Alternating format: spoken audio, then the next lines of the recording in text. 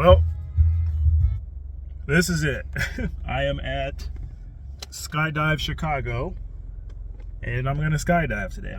This is the moments before. I'm about 20 minutes early, so I'm gonna check back in afterwards, and then I have my video package and everything with them purchased, so I should also have video attached in the middle here of the actual skydive itself. So here we go.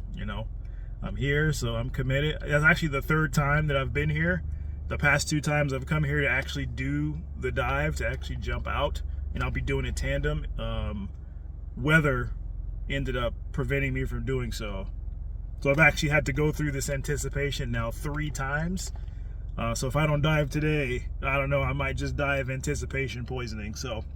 But yep, at Skydive Chicago, gonna be diving out of a plane here in a little bit. I'm about to get myself pumped up, review my notes as to why I'm doing this, and then I'm gonna go do it.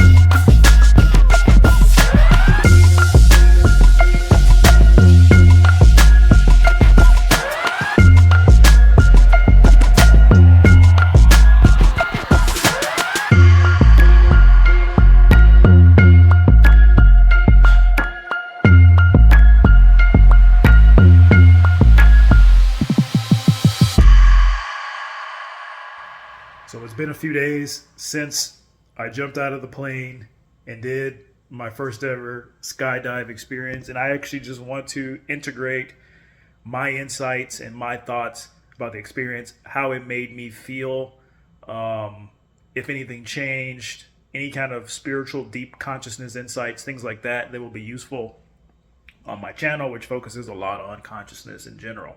So first of all, as far as the experience goes, the skydiving is absolutely amazing, incredible, intense, frightening, unreal. I thought that I committed when I signed up.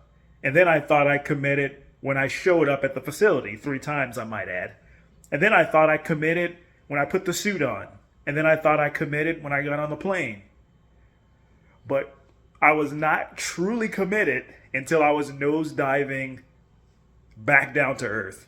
In that moment, it's not really possible to explain. It's just not just like spiritual awakening. It's not as profound as spiritual awakening, but it is extremely profound. So you don't want to compare this to spiritual awakening because it's an unfair comparison. Within the realm of experiences that a human being can have, a skydiving experience is absolutely incredible.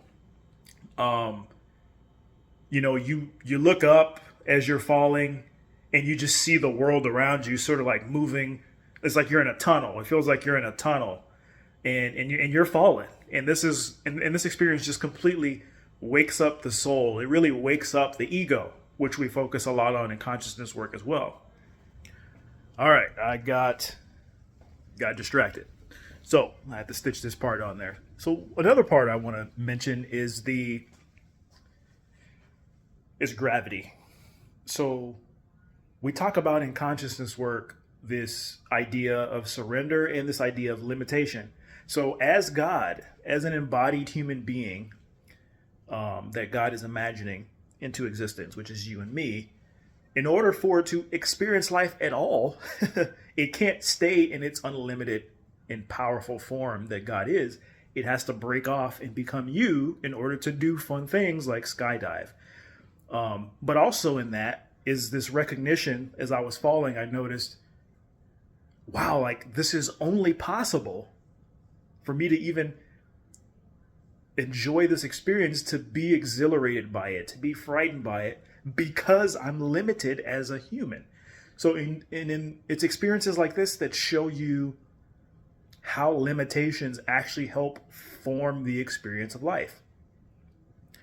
If you weren't able to feel pain, then, like if, let's say you like MMA or you're a boxer or something, then fighting wouldn't be fun. Would fighting be fun if you got hit in the face but you couldn't feel it?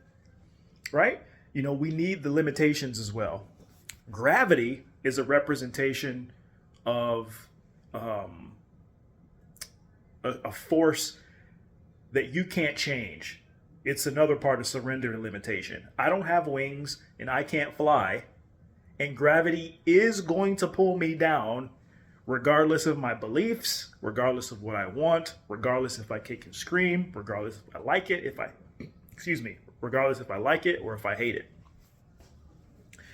I got one at the end. So I watched my own skydiving video back, and one of the things that I noticed was that I sort of frightened myself. Watching it back, I didn't even recognize myself in the video.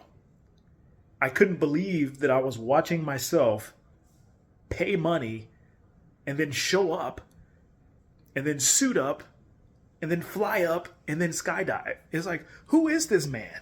So this experience will, it's not a spiritual awakening, but this experience is very powerful, and I highly, highly recommend that you do it. The point is that you are afraid. So don't go in thinking, oh, I'm too afraid to do it. No, that's perfect.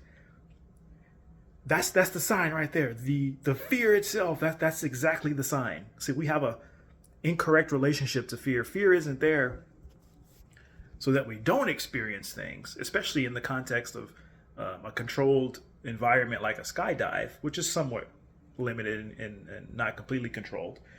But the point is the fear. The point is the risk. So don't discount that. But yeah, it'll completely shock you.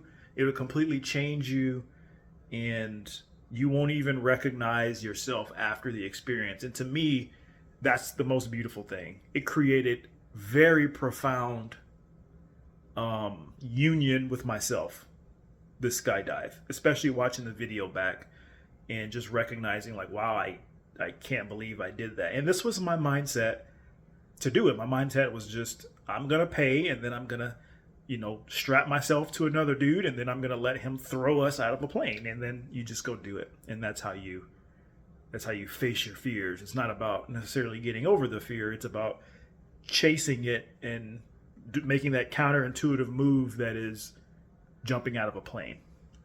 And this concept of counterintuitivity is a beautiful concept for life in general. A lot of times, the life we want is right on the other side. A lot of people say it's right on the other side of fear. More than that, it's on the other side of your regular logical thinking. It's counter logical. Sometimes the best move is the one that does not actually seem to make sense. Sometimes the best move is that one that you don't want to make. So take responsibility for your own life, but start to think more counterintuitively and maybe make a few counterintuitive moves for yourself.